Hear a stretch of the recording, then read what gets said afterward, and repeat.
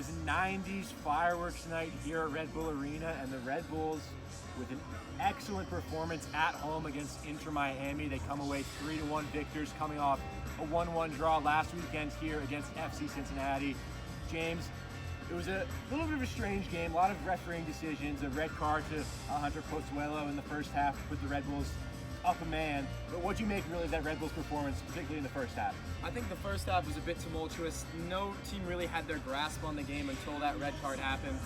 We had that Gonzalo Higuain free kick in the 19th minute that certainly is going around the world as we speak.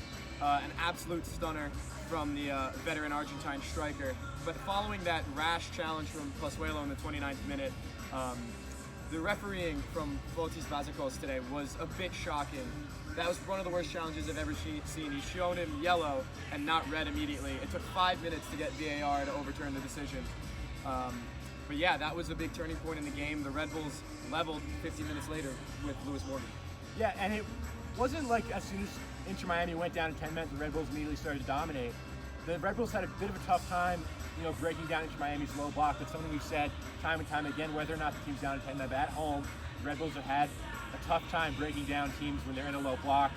When the 43rd minute, Lewis Morgan slipped in from a beautiful feed by John Tolkien to level the match. That took us to halftime.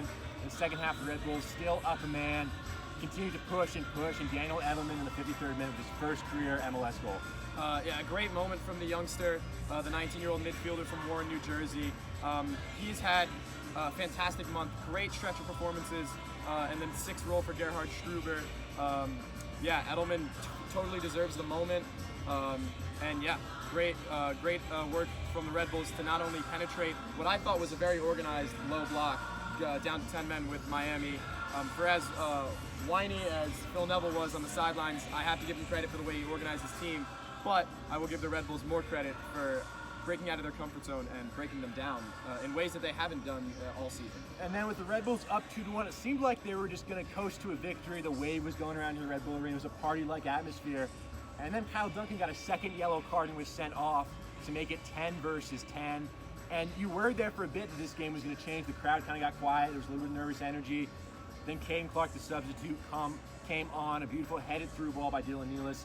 Clark with the finish. It's been a bit of an up and down season for Caden Clark, but his first goal of the season put the Red Bulls up to stay 3-1. That was the final score after the game. James, we got a chance to talk to Coach Gerhard Struber and Caden Clark. This is what they had to say.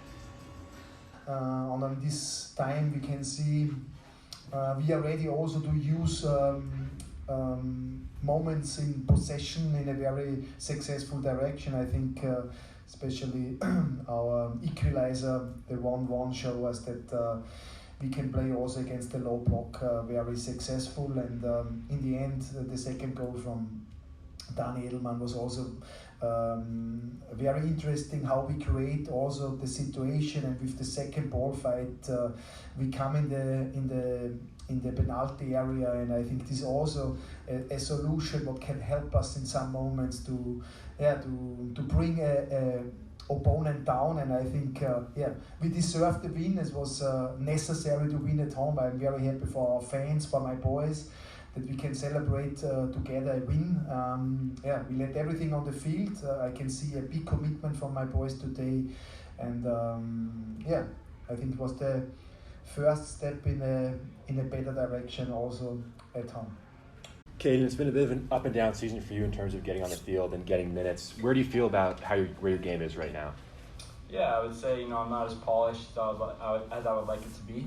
But I think this goal is going to help me in the next games and hopefully tune me up for playoffs, and we can make a really good run and see what can happen. The one other thing to mention, James, Aaron Long went down with an injury.